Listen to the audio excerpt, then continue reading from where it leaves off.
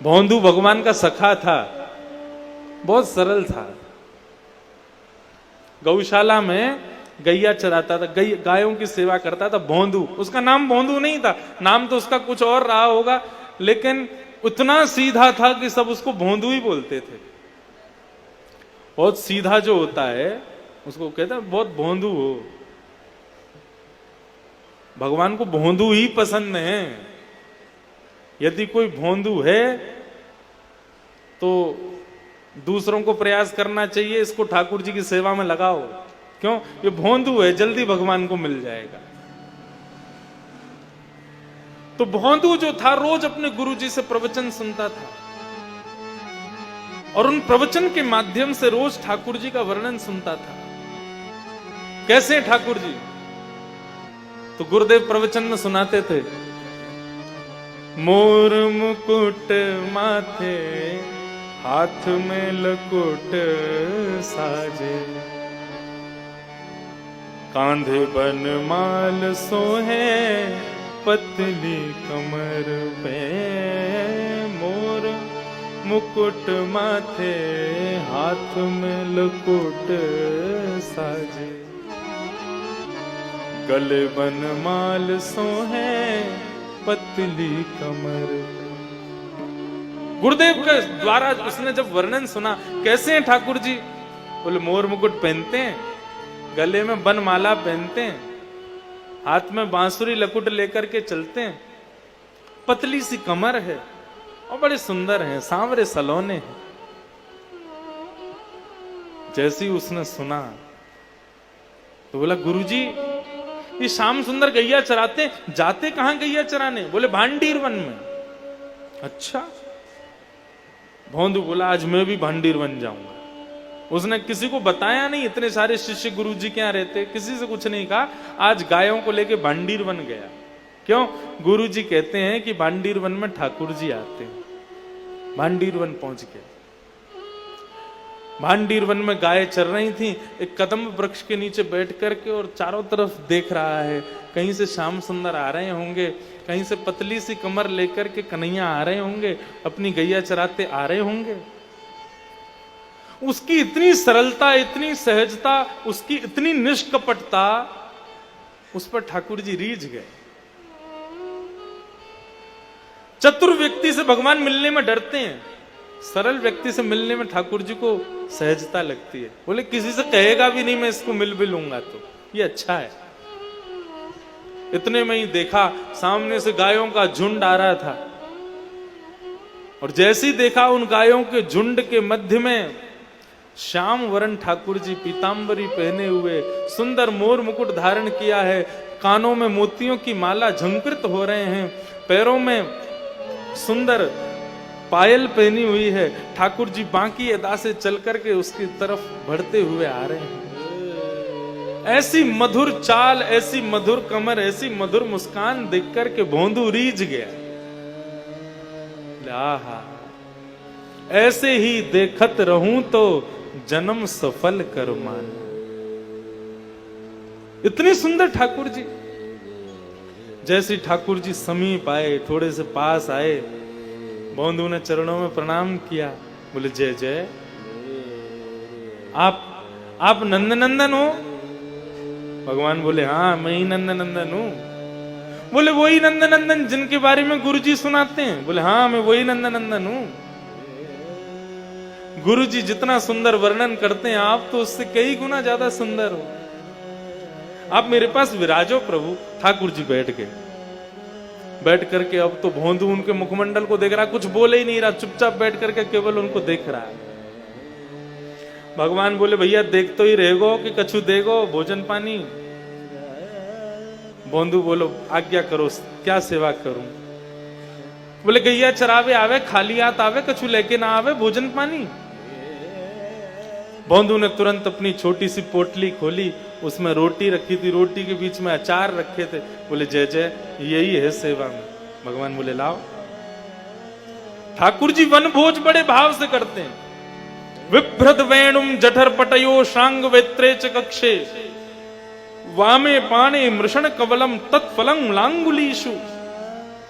भागवत में वर्णन आता है ठाकुर जी वन में भोज कैसे करते हैं। एक भुजा में रोटी पकड़ते हैं और दूसरी भुजा के मध्य भाग में चटनी रखते हैं और उस भुजा की उंगलियों के बीच में अलग अलग अचार रखते हैं, टेंटी का अचार, आम का अचार, नींबू का अचार, और इस हाथ में रोटी।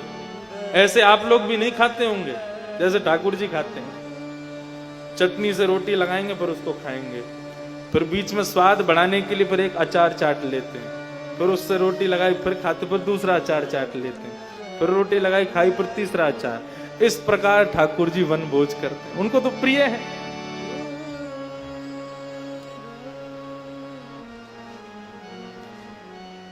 भोंदू ने पोटली खोली, ठाकुर जी ने तुरंत मोटी मोटी टिक्कर जैसी रोटियां उनको लिया और तोड़ करके अचार के साथ में रोटी पाने लगे। भोंदू उनकी मधुर मुस्कान देख रहा है, वो जैसे उस रोटी को तोड़ करके खा रहे हैं, उनके मधुर दंत के दर्शन हो जाते हैं, उसी पर निहाल हो रहा है भोंदू बैठा बैठा। दर्शन करते करते करते करते ठाकुर जी अपनी उंगलियां चाट रहे हैं। भोंदू बोले जय जय, और कुछ लाऊं? वो ना अब है कि अब तू पाले। भोंदू बोला हाँ मैं लाऊं। जैसी देखे तो पोटली खाली, भगवान सब खा गए। बोले आपने कुछ छोड़ो तो है ना है। बोले अब ज्यादा खब गए हो, कल से काम करियो, ज्यादा सो भोजन लियो, तू भी खाइयो मैं भी खाएंगे। अब तो भोंदू इतना प्रसन्न हो गया कि लाल जी रोज मुझसे मिलने आएंगे। अपनी गैया लेकर के वापस चला गया। रात में फिर सत्संग सुना गुरुजी से, उसने किसी को नहीं बताया कि आज मुझे ठाकुर जी मिले। उसको लग रहा था ये गुरुजी और मेरे सखा जो है रोज मिलते हैं ठाकुर जी से, मैं ही अभागा हूं, मैं इतने साल बाद कल पहली बार मिला, ये लोग तो रोज मिलते हैं। उसने किसी से कुछ नहीं कहा। उसको ऐसा लगता था कि गुरुजन और बाकी के शिष्यों के संग तो भगवान ज्यादा समय बताते हैं, मेरे संग तो 2 क्षण के लिए बस रोटी खाने आ गए थे, क्योंकि मैं तो भोंदू हूं ना, मैं तो गैया चराता हूं, छोटा आदमी हूं। लेकिन उसको क्या पता था कि इनमें से किसी को दर्शन ही नहीं हुआ है। दूसरे दिन ज्यादा टिक्कर लेकर के, सारा अचार लेकर के वन की ओर जा रहा था। गुरुदेव ने निकलते हुए देख लिया। भोंदू क्या कर रहे हो? इतनी सारी रोटी अकेले खाओगे तुम? नहीं गुरुजी, मैं अकेला नहीं खाऊंगा। तो बोले जिन श्याम सुंदर की आप कथाएं सुनाते हो ना, रोज आते हैं गैया चराने, कल बेचारे भूखे रह गए, मेरी बटकी रोटियां भी खा गए, इसलिए आज ज्यादा लेके जा रहा हूं, उनको प्रेम से पवाऊंगा।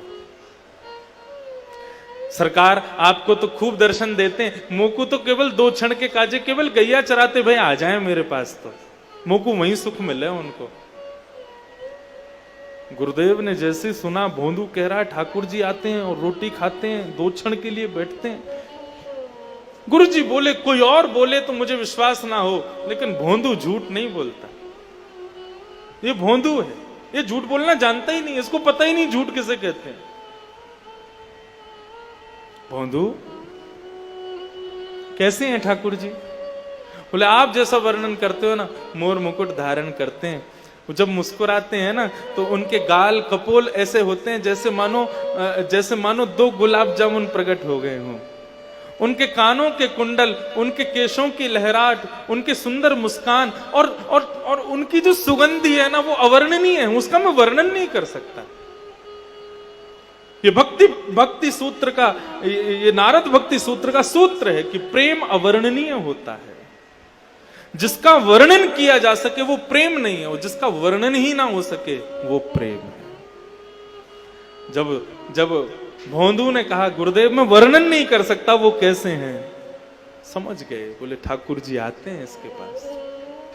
भोंदू तू जा, ठाकुर जी को प्रेम से पवा, लेकिन आज एक काम करेगा क्या?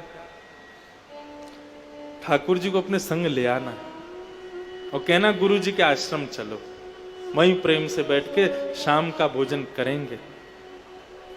अब तो भोंदू आनंद हो, मैं लेके आऊं उनको? बोले हाँ तू अपने संग लेके आओ। अब तो भोंदू इतना आनंदित हो गया, इतना भाव निमग्न, इतना प्रसन्न हो गया, बोले मैं ठाकुर जी को लेके आऊंगा। मेरी महिमा बन जाएगी। सब सखाओं के आगे गुरुजी मेरे मेरे द्वारा ठाकुर जी को बुलवा रहे। आज भोंदू गया वन में, और वन में इतना इतना ज्यादा उत्साह में है, इतना ज्यादा प्रसन्न है कि ठाकुर जी आएंगे, ठाकुर जी को लेकर के मैं जाऊंगा आज गुरु जी के पास। श्री राधा रमन लाल अपनी गैया चराते भैरवा के पास आ गए, आकर के बैठे। आते ही पहले ठाकुर जी भोंदू से गले लगते हैं, भोंदू को अपने हृदय का स्पर्श का सुख प्रदान करते हैं। भोंदू ने अपने स्पर्श किया, हृदय से लगाया, बिठाया ठाकुर जी को। ठाकुर जी बैठ गए, बोले ला भोंदू जल्दी दे, भूख लगी है। तुरंत पोटली खोल करके भोंदू ने रखी, लो लाल जी पाओ। ठाकुर जी पाने लगे। भोंदू बोला सरकार एक निवेदन करूं? बोले कर। बोले मेरे गुरुजी ने आपको आश्रम बुलाया है, आप मेरे संग आश्रम चलोगे? भगवान रोटी खाते जा रहे, रोटी खाते खाते बोले देख भोंदू, तू हमारो मित्र है, हम तेरे मित्र हैं, हम दोनों आपस में एक दूसरे के सखा हैं। एक गुरुजी इनको बीच में मत लावे, ये गुरुजी और आश्रम इन सबन को वहीं रहने दे। हम यमुना पार करके पल्लंकु तेरे आश्रम नहीं जाएंगे, हम तो यहीं रहेंगे। तो को मिलना तू यहीं आ, हम तेरे आश्रम नहीं जाएंगे। भोंदू बोला मेरे गुरुजी जिनकी कृपा से आपको दर्शन मुकू भयो, जिनकी कृपा से आपकी पहचान मुकू भई, वो गुरुजी आपको बुला रहे हैं, ऐसे मना मत करो सरकार, चलो ना। ठाकुर जी बोले जो कहेगो सो करेंगे, लेकिन तेरे गुरु के पास नहीं जाएंगे। क्यों? बोले क्योंकि तू सीधो है, तेरो गुरु सीधो ना है, तेरो गुरु बहुत बुद्धिमान है, बुद्धिमान अंत में दूर रहूं, मुझको सीधे ज्यादा प्रिय। भोंदू बोला नहीं चलोगे? भगवान बोले नहीं जाएंगे। आखिरी बार पूछ रहा हूं, नहीं चलोगे? भगवान बोले बिल्कुल नहीं जाएंगे। आखिरी बार पूछ रहा हूं, नहीं चलोगे? भगवान बोले बिल्कुल नहीं जाएंगे। लाओ रोटी दो, वापस करो। पोटली बांधी, ठाकुर जी के हाथ की रोटी भी छीनी, बोले जाओ ये भी गुरु जी के यहां बनी है, इसको भी मत खाओ। गुरु जी से इतना बैर है आपको, तो ये रोटी गुरु जी के यहां की, इसको मत खाओ। भगवान बोले एक रोटी तो खा ली, बमन कराओ, निकाल आओ, मेरे गुरु जी की रोटी आप नहीं खाओगे। मेरे गुरुजी से प्रेम नहीं तो मेरी गुरुजी की किसी वस्तु से प्रेम नहीं। भगवान बोले कोई बात नहीं, कल से हम नंद बाबा के यहां से अपनी यशोदा मैया के हाथ की रोटी ले आएंगे, तू नहीं लावेगो तो। बोले मेरे गुरुजी की जब रोटी नहीं आएगी तो मैं कहां से आऊंगा? मैं भी तो गुरुजी का हूं, मैं भी नहीं आऊंगा कल से। आप आओ, अपनी गैया चराओ, खूब डोलो, खूब आनंद करो, पढ़ो, कछु जो मन में आवे सो करो। कल से मैं यहां नहीं आऊंगा। और मैं यहां क्यों नहीं आऊं? मैं तो आऊंगा, आप नहीं आओगे यहां पे। अपनी गैया लेके कहीं और जाओ। वो लड़ने लगा ठाकुर जी से। मन ही मन ठाकुर जी मुस्कुरा रहे हैं। आकाश में खड़े हुए 33 कोटि देवता भोंदू को प्रणाम कर रहे हैं। भोंदू तेरी भक्ति कैसी महान! ये सत्य घटना है, ज्यादा से ज्यादा 200-300 वर्ष पुरानी, वृंदावन की। जाओ, कल से अगर मुझे आपकी गैया यहां दिख गई तो क्या करूंगा? भगवान बोले क्या करेगा? बोले वो गैया फिर मेरे गुरुजी की गौशाला की हो जाएगी, उसको मैं ले जाऊंगा अपने संग। मेरे गुरुजी से कोई संबंध नहीं तो मेरे से भी संबंध नहीं, मेरी गैयाओं से भी संबंध नहीं, और ये स्थान भी अब मेरा ही हो गया। भांडीर वन में मेरी गैया चरेंगी, आप नहीं आओगे यहां पर कल से। और यदि आना है तो चलो मेरे गुरुजी के पास। भगवान बोले गुरुजी के पास तो नहीं जाएंगे हम। भोंदू बोला आप बहुत हटीले हो, मेरे गुरुजी जिनकी कृपा से आप मुझे दिखे, उन गुरुजी का इतना तिरस्कार मुझसे सहन नहीं होता। जाओ आप आना खूब यहां पे, मैं नहीं आऊंगा कल से। और अपनी सब सामान पोटली बांध करके अपनी गायों को इकट्ठा करके भोंदू उनको हाँकता हुआ ले जाने लगा। भगवान बोले भोंदू सुनो, अरे भोंदू सुन, अरे नेक लाला रुक जा। भोंदू बोला अब तो एक ही शर्त पर रुकूंगा, गुरुजी के पास चलोगे तो रुकूंगा, नहीं तो नहीं। भोंदू जैसे जैसे दूर जा रहा है, हमारे ठाकुर जी के नेत्रों से प्रेमाश्रु छलक रहे। भोंदू रुक जा, अरे मत जा भोंदू। भोंदू बोला पीछे मुड़ के भी नहीं देखूंगा, बताओ गुरुजी के पास चलोगे? जब भोंदू दिखना बंद हो गया तो बंधुओं जिस प्रकार भक्त जिस प्रकार प्रियतमा अपने प्रियतम के विरह में व्याकुल होती है, वैसे राधा रमन लाल उस भोंदू रूपी प्रियतम के विरह में व्याकुल हो गए। देखो बंधु, एक बात बहुत समझने की, यही तो भक्ति है। हम कब तक व्याकुल रहे, हम कब तक रोते रहे उनकी याद में? अपने आप को ऐसा बनाओ ठाकुर जी व्याकुल रहे तुमसे मिलने के लिए। रस में और रास में यही अंतर है। रस का मतलब भक्त व्याकुल है भगवान से मिलने के लिए, और रास का मतलब भगवान व्याकुल है अपने भक्त से मिलने के लिए। हम ये कथा भागवत क्यों सुनाते हैं? इससे कोई बहुत बड़ी कोई क्रांति नहीं लानी है, केवल इतना करना है, स्वयं को हम इतना सहज, इतना सरल ऐसा बना लें कि बिहारी जी तड़पें हमसे मिलने के लिए। बिहारी जी तड़प उठे कि कब आवेगो इंद्रेश, कब आवेगो, कब मुंह को दिखेगो। वो देखवे के काजे तड़पे महाराज, ऐसी भक्ति सीखनी। भोंदू जाने लगा, ठाकुर जी पीछे पीछे दौड़े, अरे भोंदू रुक रुक रुक रुक रुक, चलेंगे तेरे गुरुदेव के पास चलेंगे। अरे भैया तू जो कहेगो सो करेंगे, लेकिन तू मोसो दूर मत जावे, मुंह को संग लेके चल। भोंदू दौड़ करके आया, ठाकुर जी को हृदय से लगाया और ठाकुर जी को अपनी पद्दी पर लगा के, जैसे बालक अपने पिता की ऐसे ऊपर कंधे पर चढ़ जाता है ना पद्दी पर, ऐसे ठाकुर जी को पद्दी पर लेकर के दोनों पांव को उठा करके और भोंदू लेकर के वृंदावन आया।